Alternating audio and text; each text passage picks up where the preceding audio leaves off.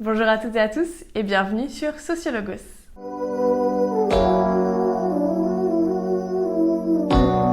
Dans la vidéo d'aujourd'hui, on va parler d'un sujet d'actualité puisqu'on va parler des sondages d'opinion. Alors, déjà, un sondage d'opinion, qu'est-ce que c'est ? C'est une technique d'enquête visant à diffuser un questionnaire auprès d'un échantillon d'individus qui sont représentatifs d'une population mère ou de ce qu'on appelle également une population cible. Par exemple, je veux savoir la part de jeunes de banlieue qui votent FN, enfin Rassemblement National, pardon.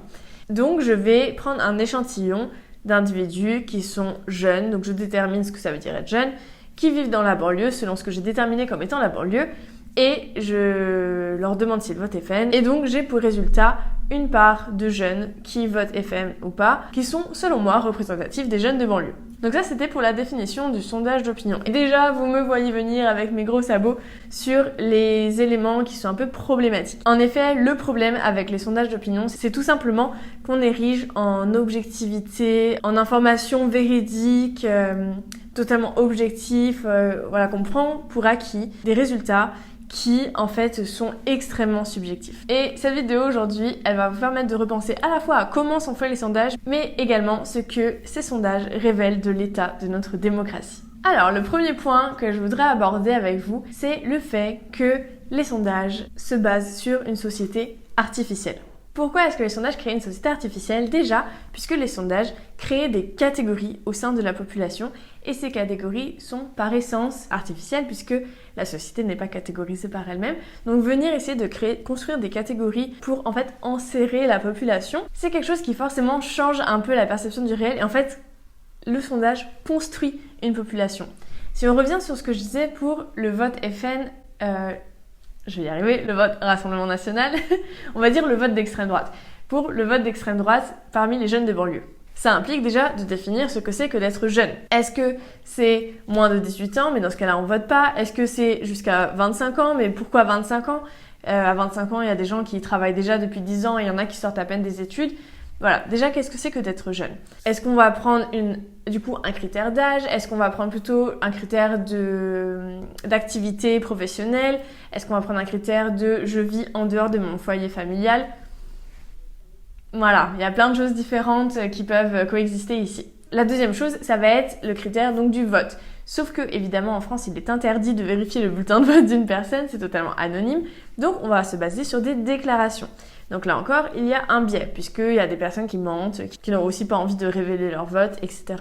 Et le dernier critère, et non pas des moindres, c'est le critère de la banlieue. Donc pour vous montrer que vraiment on crée des catégories artificielles, c'est que la banlieue parisienne, vu que c'est souvent de ça qu'on parle, ça peut autant être un homme bourgeois, blanc, très aisé qui vit à Versailles ou à Rueil-Malmaison, autant que ça peut être une personne défavorisée, mère célibataire, en galère, tout ça, dans un quartier un peu craignos. Bref, ça va totalement d'un extrême à l'autre. La banlieue n'existe pas puisque la banlieue ne veut rien dire.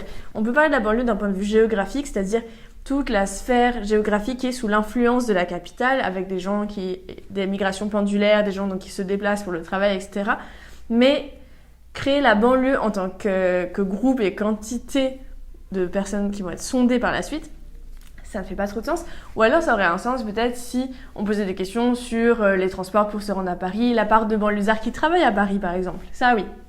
Et ce que je veux dire par là, c'est qu'au-delà de créer des catégories qui sont donc totalement artificielles, le sondage empêche aussi d'effectuer les croisements qui sont nécessaires à toute analyse sociologique. C'est-à-dire qu'une personne n'est pas définie que par le fait qu'elle est jeune, tout comme une personne n'est pas définie que par le fait qu'elle habite en banlieue, on l'a bien vu avec mon exemple. Tout ça pour vous dire que les sondages d'opinion s'appuient sur cette idée d'un individu statistique qui correspond à un ou deux critères qui ont été mis en place, mais qu'en fait cet individu statistique, il est totalement détaché de son contexte social, en termes de couleur de peau, d'ethnicité, de religion, de lieu dans lequel il vit, de situation sociale, pauvre, riche, classe moyenne, etc., de actif ou pas actif, en études, enfin bref, il nous manque trop d'informations pour, en fait, choisir seulement un seul critère ou deux critères pour effectuer un panel, c'est pas suffisant. Alors, le deuxième élément que je voudrais porter à votre attention, c'est le fait que les sondages d'opinion s'appuient sur le présupposé que toutes les opinions se valent. Quand je dis ça, c'est-à-dire que, en fait, un sondage repose sur l'idée que chaque individu a une opinion et qu'il l'exprime et qu'après on agrège toutes ces opinions et que ça nous forme un panel avec des résultats qu'on analyse, etc. Sauf que toutes les paroles ne se valent pas. En fait, ça paraît totalement déjà absurde de se dire qu'on va interroger des gens sur potentiellement des questions qu'ils ne se sont jamais posées. Par exemple, demain, quelqu'un va me voir, me demande ce que je pense des impacts du Brexit sur la politique de pêche. Autant vous dire que je n'en sais rien en fait. C'est pas quelque chose sur lequel je me suis documentée, j'ai pas suivi, j'ai pas conscience des enjeux que ça a. Par contre, un pêcheur, des syndicats, là oui, eux ça les concerne directement. Mais alors moi j'en ai aucune idée. Du coup, il y a quand même ce truc où en fait tout le monde n'a pas forcément une opinion. Tout simplement. Et en fait, le sondage d'opinion, il va partir du principe que tout le monde a une opinion sur tout. Et ça, c'est pas vrai en fait. Et c'est pas une question d'être intelligent ou pas intelligent, c'est juste qu'on n'a pas forcément une opinion sur tout et on n'a aussi pas forcément les moyens d'avoir une opinion sur tout. Et du coup, ça entraîne un deuxième problème qui est que, comme on a vraiment cette logique de un individu égale une opinion dans les sondages, eh bien en fait, il n'y a pas de distinction entre les personnes concernées par exemple, on demande l'avis des personnes sur une loi.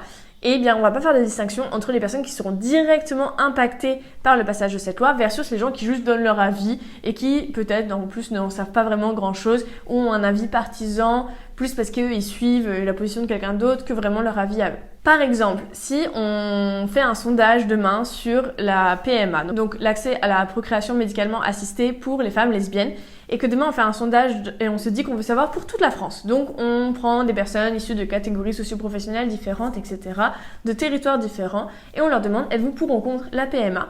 Eh bien, on va avoir un résultat qui est assez inquiétant, puisque au final, on demande l'avis à tout le monde, mais l'avis d'une personne pour qui ça ne va rien changer à sa vie vaut autant que l'avis d'une femme lesbienne qui a envie d'avoir un enfant.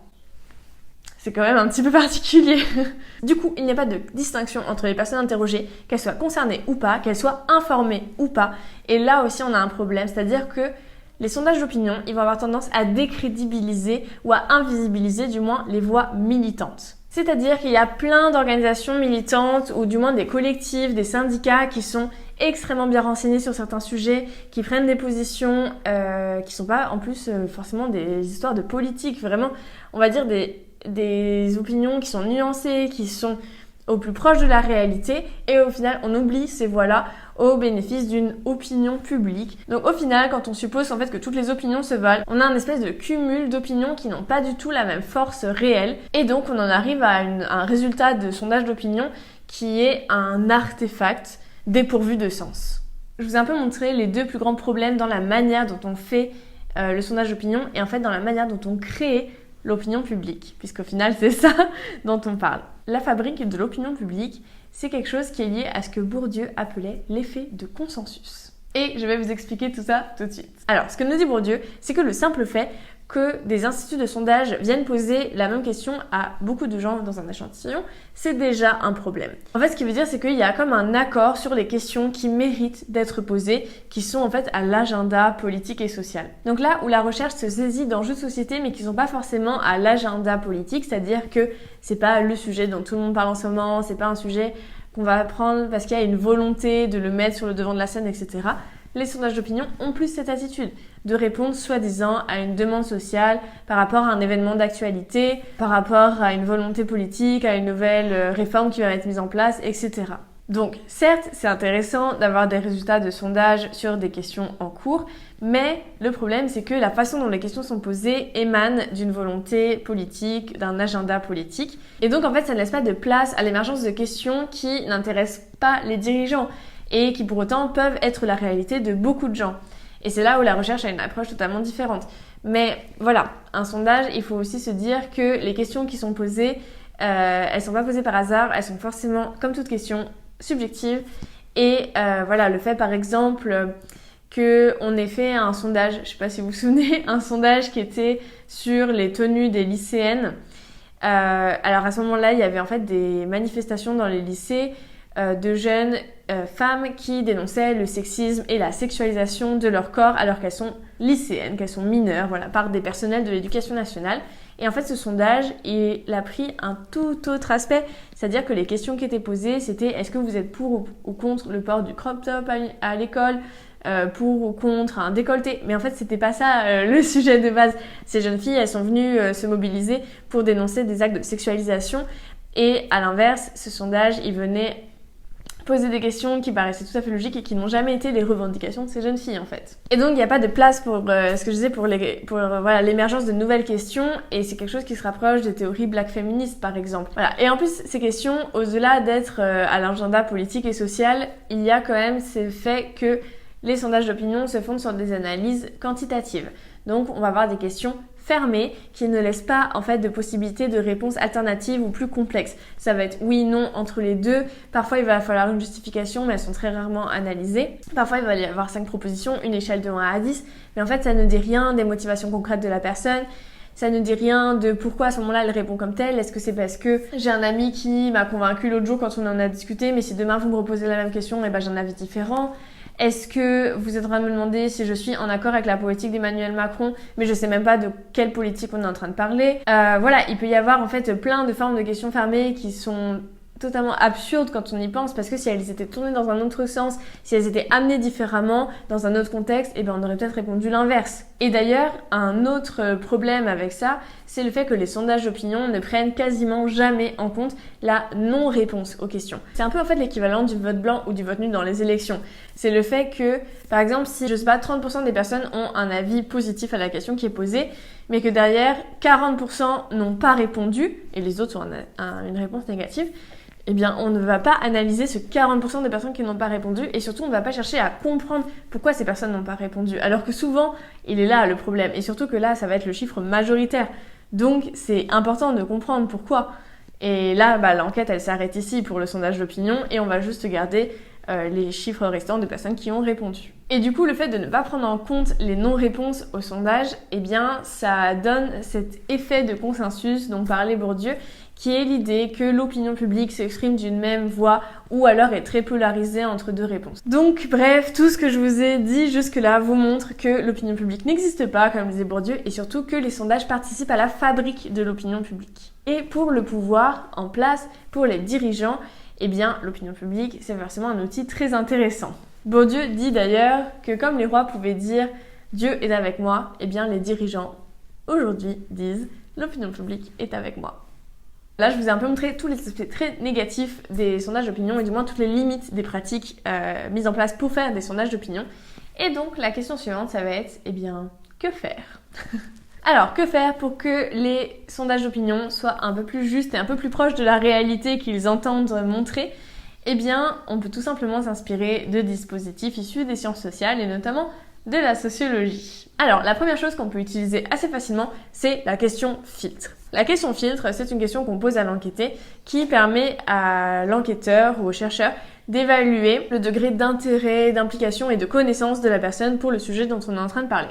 Donc ça éviterait en fait cet effet de toutes les opinions se valent. La deuxième chose qui pourrait être mise en place, c'est tout simplement de valoriser les questions ouvertes aux questions fermées, c'est-à-dire de mettre en place une méthode de recherche qualitative par opposition à une méthode de recherche quantitative. Alors évidemment, le grand problème qui se pose ici, c'est tout simplement que les approches qualitatives demandent beaucoup plus de temps, d'investissement et de conscience de la complexité des relations sociales, etc.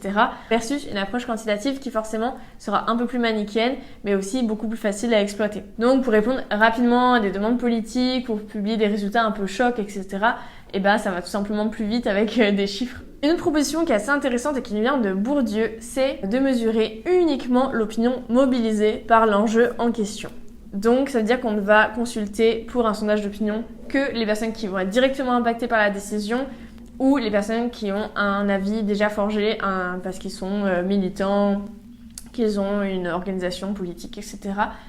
spécifique à ce sujet. C'est un peu comme si pour en fait poser la question « Êtes-vous pour ou contre le fait d'encadrer la fin de vie », donc l'euthanasie, au lieu de poser la question à toute la société où évidemment il va y avoir une réaction un peu de recul de bah non, on va pas aider les gens à se tuer. Et bien dans ce cas-là, on interrogerait uniquement les personnes qui songent à la fin de vie, des chercheurs et des médecins spécialisés sur les sujets de bioéthique, etc. et des associations qui encadrent des personnes qui veulent être accompagnées dans leur fin de vie. Et donc forcément, on aurait des résultats tout à fait différents puisqu'on aurait un avis en quelque sorte d'experts et de parties civiles concernées. Cependant, le problème avec la proposition de Bourdieu, c'est déjà qu'il y a des limites techniques à la mise en place de ce genre d'enquête, tout simplement parce que là, pour la fin de vie, c'est assez facile en quelque sorte puisque on a des acteurs qui sont identifiés. Par contre, si on veut faire une enquête sur la perception des violences policières par les populations noires en Île-de-France, forcément on serait un peu plus embêté parce que en France, les recensements ethniques, religieux, etc. sont interdits. Donc il y a toute une population qu'on n'arriverait pas à cadrer en fait. Donc ce n'est pas toujours possible techniquement. Et la deuxième critique qu'on peut faire à la proposition de Bourdieu, c'est quand même qu'il y a un côté un peu essentialiste à tout ça. En effet, on ne peut pas présumer d'une opinion. Donc évidemment, quand il y a des organisations déjà toutes faites, etc., c'est bien, mais en fait, on va toujours laisser des gens sur le côté, et surtout sur des sujets où il n'y a pas forcément ce cadre politique et d'expertise, eh bien, on ne peut pas vraiment savoir présupposer, ça implique que du coup, on consulterait qu'un certain type de personnes, alors qu'en fait, qu'est-ce qu'on en sait qu'un autre type de personne n'a pas un avis sur la question ? Voilà. La dernière proposition qu'on peut faire à partir des sciences sociales pour améliorer les sondages d'opinion, c'est un peu une utopie et c'est le modèle délibératif. Alors, le modèle délibératif, c'est un peu ce qu'on a rencontré avec la Convention citoyenne sur le climat. C'est le fait de convoquer des citoyens qui sont issus de milieux sociaux différents, de classes sociales différentes, de secteurs d'activité différents, etc., etc. C'est de les réunir, de les consulter sur une question, puis de leur faire avoir accès à toute l'information possible, à tous les experts, tous les livres, etc. disponibles, puis de leur reposer la question pour leur permettre de pousser un avis argumenté qui sera ensuite pris comme base de l'opinion publique informée en quelque sorte. Ça rentre un peu dans la proposition de Bloomer de considérer qu'il faut faire les enquêtes auprès d'un public et non pas auprès des masses. En fait, de choisir un public, donc un panel, mais de l'informer sur le sujet, de l'impliquer dans le processus, donnera un avis plus représentatif au final, puisqu'on aura un avis informé. Tout ça, c'est une utopie, puisque évidemment, on ne peut pas faire ça avec tous les sujets, et surtout, il n'y a pas forcément de volonté politique de le faire déjà. Et surtout, qu'est-ce qui nous dit que derrière, les dirigeants pourront suivre tout ça ? Bref, voilà. En tout cas, ça, c'est le modèle délibératif, et je vous laisse réfléchir à ce que vous en pensez. Donc pour conclure, ce qu'on peut retenir de cette vidéo, c'est que les sondages ne sont pas à prendre au pied de la lettre, qu'il y a toujours des nuances à apporter. Retenons bien cette phrase de Bourdieu. L'opinion publique n'existe pas. Il y a trop de complexité, trop de façons de savoir, de nuances, etc. L'opinion publique n'existe pas et elle ne devrait pas être utilisée comme un argument par les dirigeants. Alors cette vidéo sur les sondages d'opinion, c'était l'occasion pour moi de vous montrer comment la sociologie peut éclairer un débat. Mais c'était aussi l'occasion de vous montrer qu'en réfléchissant au sondage d'opinion, on réfléchit en fait à quelque chose de bien plus grand, qui est l'état de notre démocratie actuelle. Si cette vidéo vous a plu ou si vous avez des questions, n'hésitez pas à me le dire en commentaire, à laisser un petit j'aime, à vous abonner, à partager, à me suivre sur Instagram, bref, à faire vivre Sociologos. Merci à tous de me suivre et je vous retrouve très vite pour une nouvelle vidéo sur Sociologos.